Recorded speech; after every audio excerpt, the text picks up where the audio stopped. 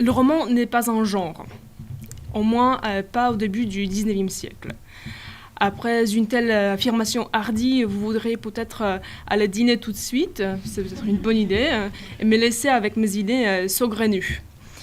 J'essayerai toutefois de vous présenter mes recherches sur le phénomène transgénérique à l'époque du romantisme français, recherches qui font partie de ma thèse soutenue récemment à Poznań.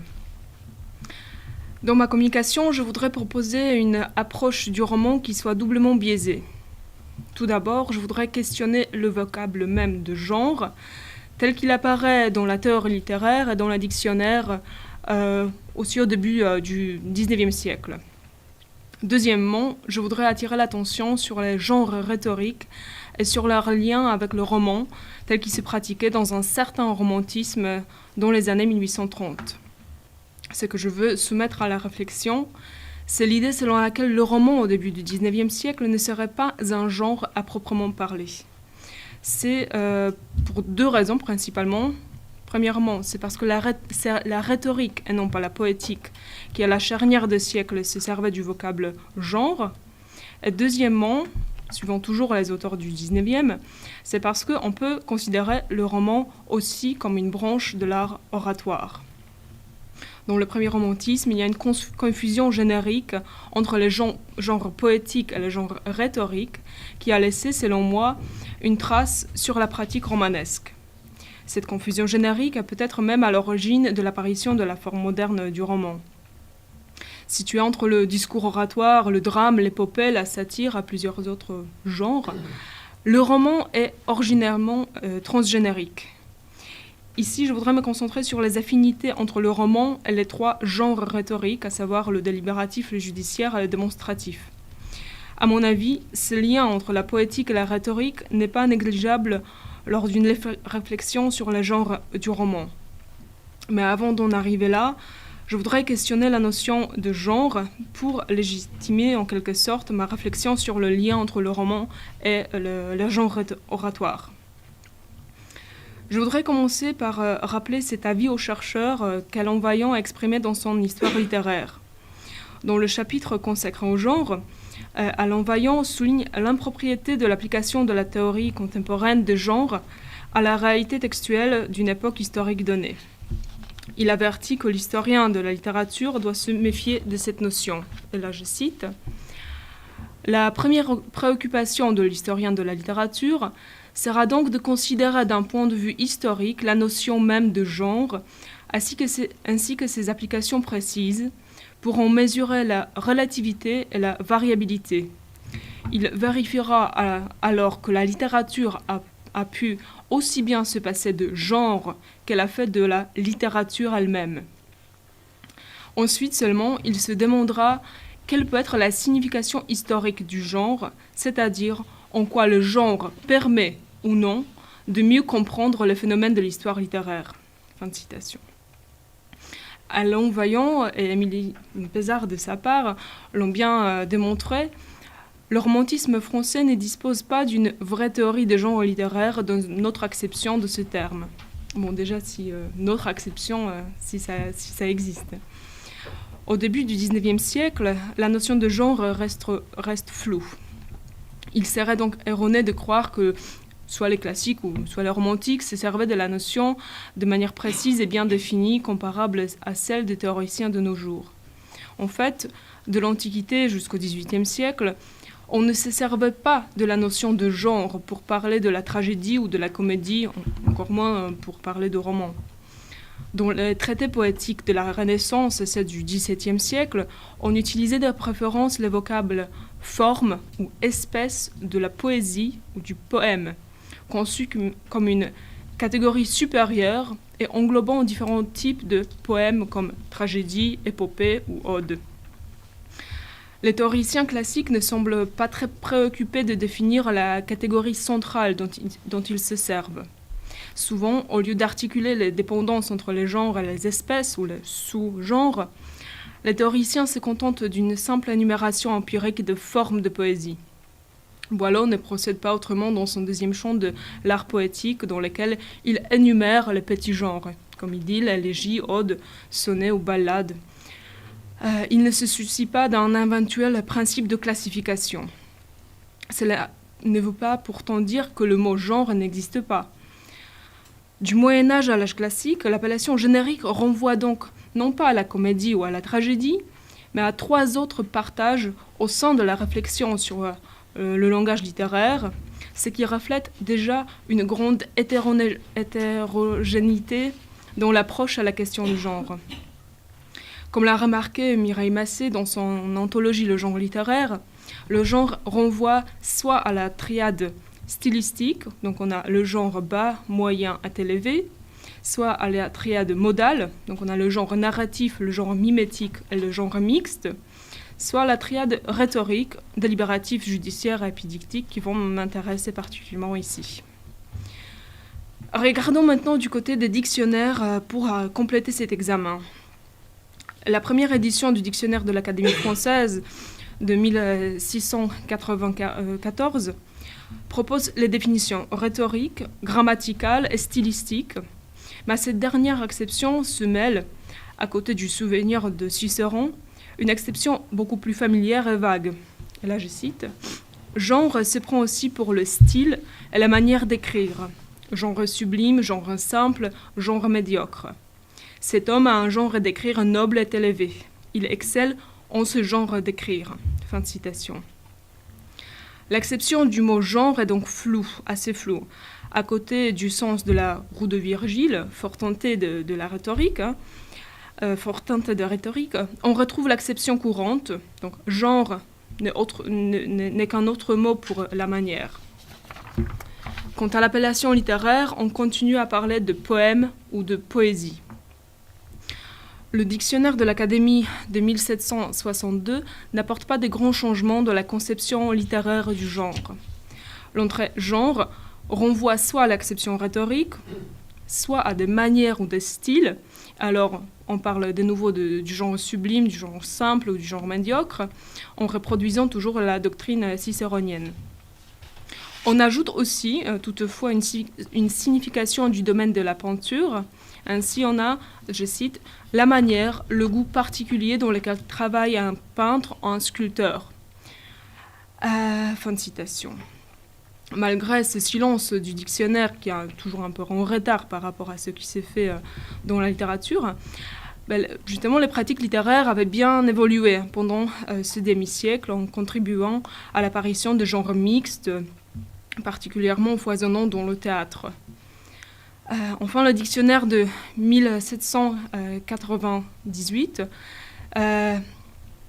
apporte une nouveauté. Le sens de la peinture de genre se clarifie par rapport à l'édition précédente qui ne mentionnait que de manières individuelles de peintres. Là, j'en viens à encore 2 examens de dictionnaire. Le dictionnaire universel de la langue française de Boist de 1823 propose une certaine clarification du concept de genre. Dans la première acception du mot, il n'est plus confondu avec l'espèce. Et là, je cite, « genre, ce qui est commun à plusieurs espèces, divisé en espèces ».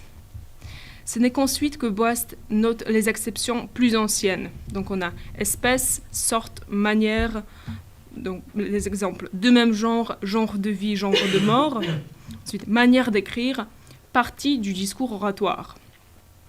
Il est à noter que Boist ne renvoie pas à l'ancienne doctrine de 3 genres styles, donc genre sublime, simple, médiocre. Ces remarques sont beaucoup plus descriptives et ne sous-entendent aucune norme dans la manière d'écrire, ce qui est assez curieux quand même. En revanche, dans le dictionnaire de belles-lettres, ouvrage plus spécialisé du même auteur, paru en 5 volumes entre 1821 et 1824, Boist réserve la dénomination générique au seul genre rhétorique. Donc on a le délibératif, le démonstratif, le judiciaire, qui ont droit à des entrées très longues, très bien fournies en exemples, pendant que les genres poétiques sont sous-représentés et qualifiés de, toujours, espèces de poèmes. Tout comme Marmontel dans ses éléments de littérature, Boist mélange dans son exposition les notions de rhétorique et de poétique, en accordant cependant un net privilège à cette première discipline, donc à la rhétorique. Pour sa part, le dictionnaire de l'Académie de 1835, tout en conservant les acceptions anciennes, ajoute une définition du domaine des beaux-arts. Là, je cite, « Il s'est dit encore dans les beaux-arts de chacune de leurs parties ou divisions. Par exemple, cet écrivain a excellé dans plusieurs genres. Il voudrait embrasser tous les genres. » Fin de citation.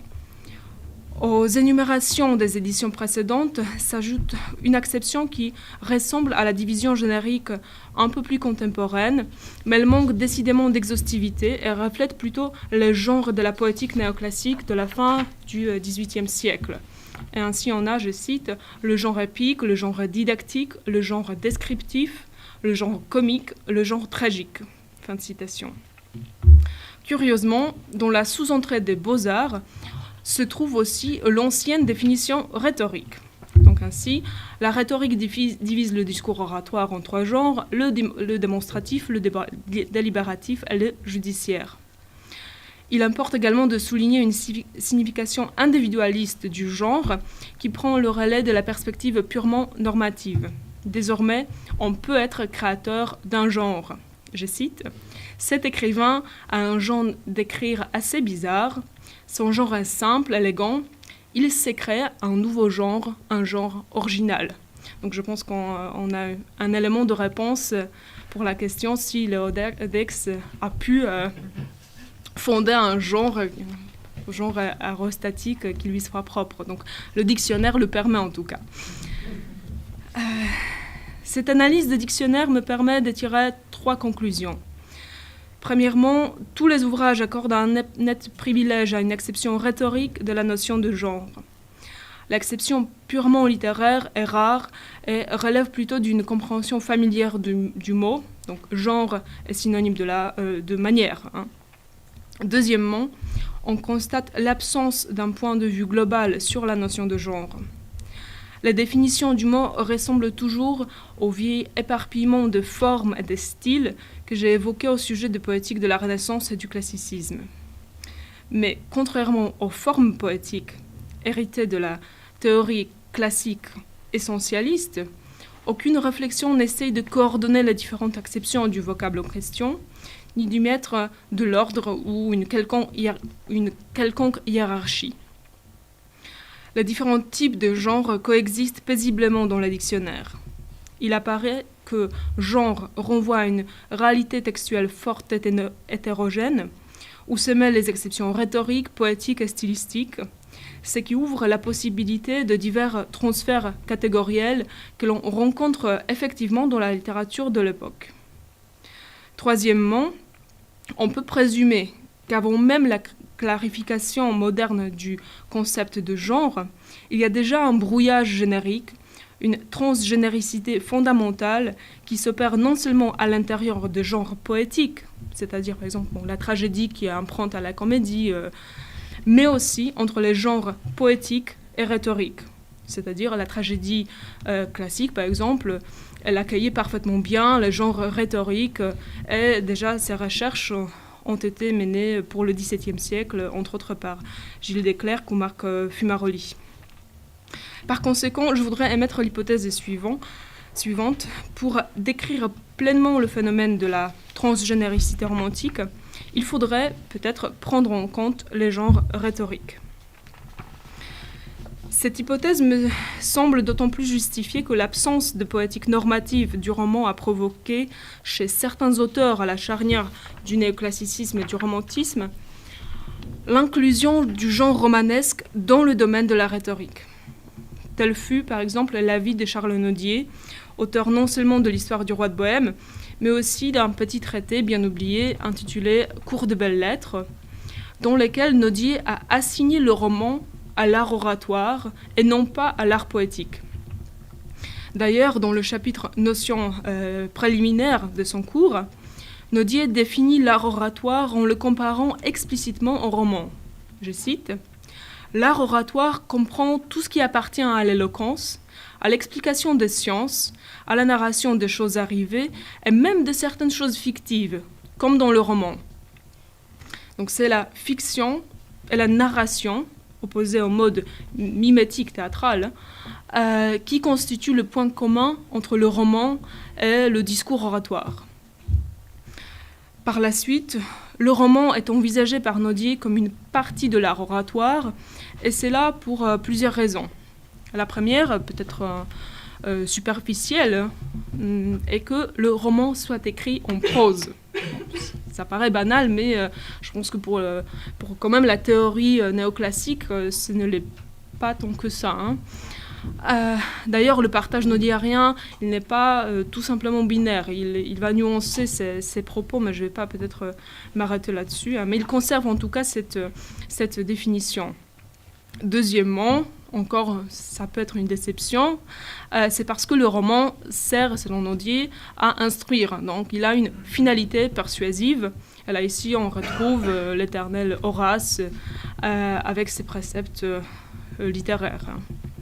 Mais en tout cas, c'est mon pari. Poursuivre, parti peut-être aussi, poursuivre la réflexion de Nodier, considérer le roman comme un discours oratoire. Vous pouvez demander si l'autorité de Nodier est vraiment suffisante pour aller si loin. Qu'est-ce qui permet d'analyser le roman romantique sous cet angle-là, Ne voulait-il pas, les Hugo, les Nodier, les Musset, en finir avec la rhétorique et avec tout cet ancien outillage conceptuel? Je répondrai oui et non. S'ils finissent avec les vieilles nomenclatures, les romantiques, d'après moi, ne finissent pas aussi facilement avec le caractère oratoire de leur littérature. Alain Vaillant a proposé comme césure l'an 1830 pour parler du remplacement de la littérature discours, fort tentée de rhétorique, par la littérature texte qui évacuerait le modèle oratoire. C'est dans le même histoire littéraire. Il me semble toutefois que cette frontière est un peu plus poreuse. Avant 1830, il y a des romans intransitifs. Après 1830, on continue aussi à écrire des romans discours. Il y a encore une autre raison pour laquelle je me permets d'analyser les œuvres de romantique sous l'angle rhétorique.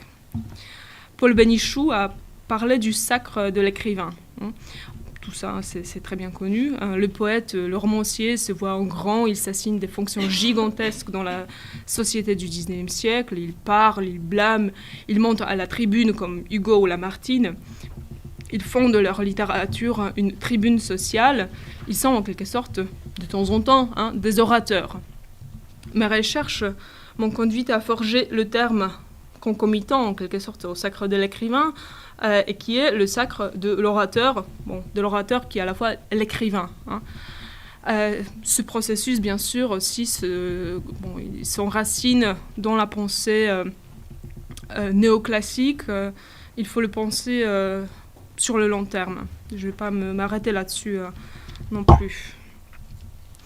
Les romanciers romantiques tels que Vigny, Nodier, Musset, Balzac ou Hugo incorporent dans leurs œuvres des discours épidictiques, délibératifs et judiciaires, à des degrés différents et dans des buts différents. Parfois, c'est pour faire rire et parodier les anciens usages de la langue. C'est notamment le cas de Nodier et de Balzac, à la fois dans ses romans et dans ses contes. Parfois, pour participer sérieusement dans des débats qui agitent la société. C'est surtout le cas de Vigny, de Hugo, et encore une fois de Balzac. Les genres rhétoriques peuvent structurer la fiction romanesque. Et pour parler de genre là maintenant, rhétorico-romanesque, on prendrait en compte non pas tant un critère thématique, comme c'est le cas pour établir le roman maritime ou le roman militaire, mais un critère discursif un peu plus formel, ancré toutefois dans l'esprit d'époque. Si on se souvient que la rhétorique connaissait une véritable renaissance sous la Restauration, ce qui a été prouvé par les travaux de Françoise Douay-Soublin. Donc, dans cette optique, on pourrait parler premièrement du roman épidictique ou démonstratif, exploité entre autres par Balzac. Je pense par exemple aux scènes de la vie privée, mais il y en a tant d'autres. On peut penser à Vigny de Servitude et grandeur militaire. Mais encore une fois, les exemples foisonnent. Je vais m'arrêter par la suite sur juste un exemple. Deuxièmement, du roman délibératif. Selon moi, de loin, le plus exploité, et c'est là jusqu'à la fin du 19e siècle, même plus tard, dans les romans à thèse du 20e. Il me semble que ce modèle soit le plus adapté au roman en soi. Et troisièmement, finalement, du roman judiciaire, souvent exploité, entre autres, dans la littérature contre la peine de mort. Je pense là ici au cas de Hugo, qui est exemplaire, et qui est d'autant plus intéressant qu'il combat le modèle justement de littérature judiciaire rhétorique. Juste une dernière remarque, avant de proposer une très courte analyse d'un texte. Je voudrais souligner que la rhétorique, elle ne rentre pas telle qu'elle, crue, scolaire, dans le roman de romantique. Je vais essayer d'indiquer la touche romantique dans les différents usages de genre rhétorique dans le roman. Le genre oratoire, comme je disais, le plus exploité par le roman, c'est le genre délibératif. Et je voudrais proposer une brève analyse de Stello, de Vigny. J'ai choisi ce roman parce que il est, selon moi, un des rares cas où la prédomination d'un seul genre rhétorique, du genre délibératif, est vraiment très visible.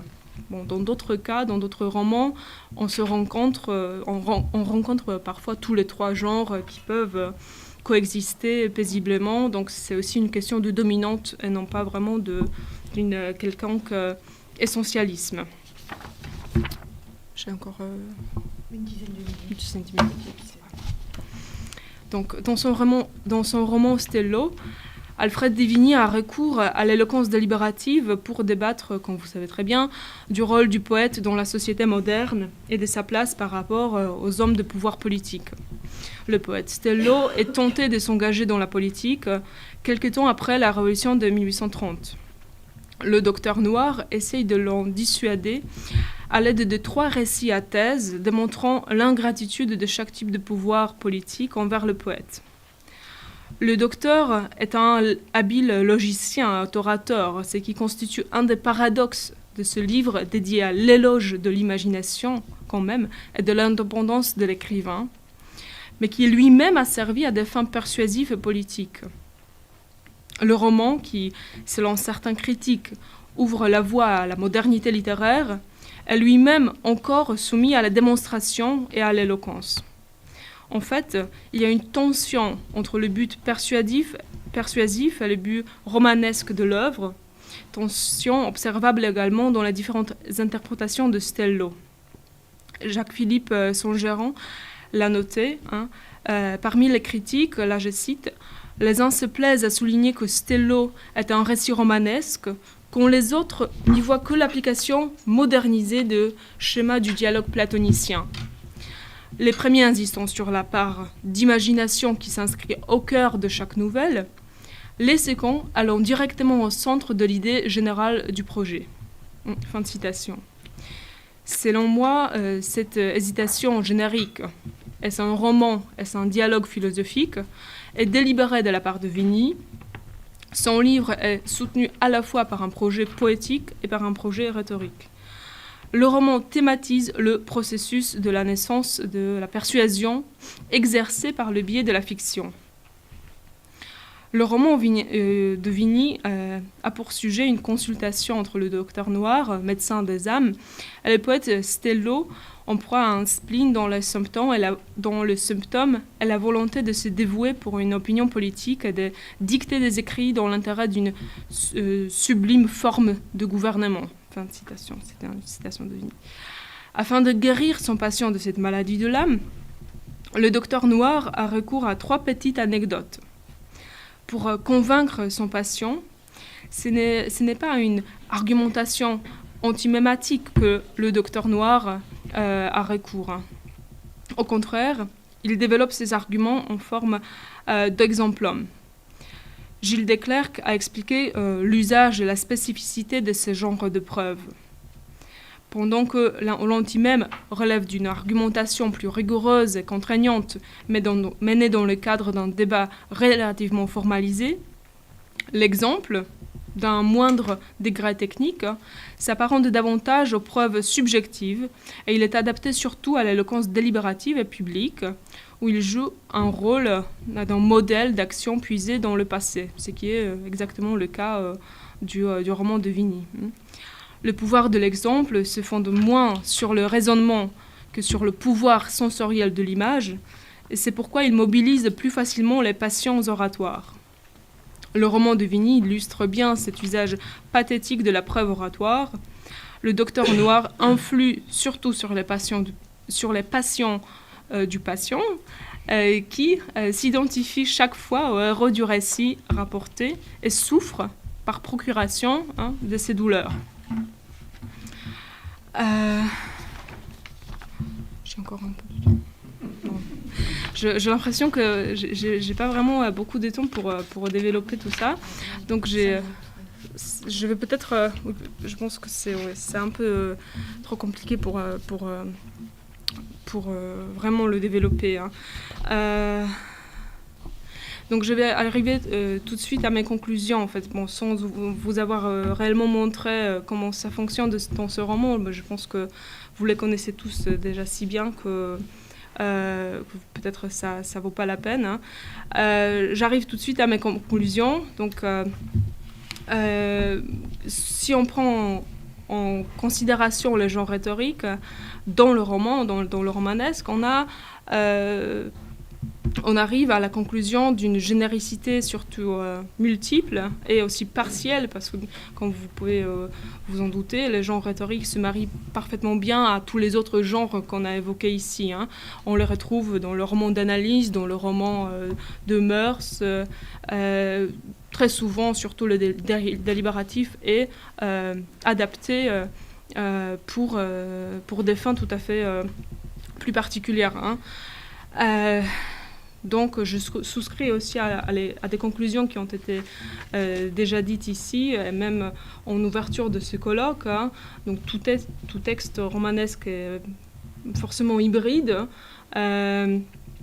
et c'est plutôt une question de dominante et non pas d'essence, si on veut réfléchir aussi, si on veut inclure le genre rhétorique dans la réflexion sur le romanesque. Et on peut se demander, finalement, pourquoi j'en parle, pourquoi j'invente tous ces trois genres nouveaux. Est-ce que je suis juste une théoricienne, un peu comme les théoriciens un peu fous du 19e qui veulent classifier à tout prix, qui veulent ajouter encore du sien dans ce brouillage générique total. Je répondrai que, oui, c'est un peu la folie, mais de l'autre côté, en lisant cette littérature, on en s'aperçoit assez clairement, selon moi, que en fait, il y a cette topique rhétorique au sein même de romans, parfois dans le théâtre, dans la poésie également. Donc là, on arrive à une transgénéricité totale. Elle existe, elle est employée par les auteurs romantiques sciemment.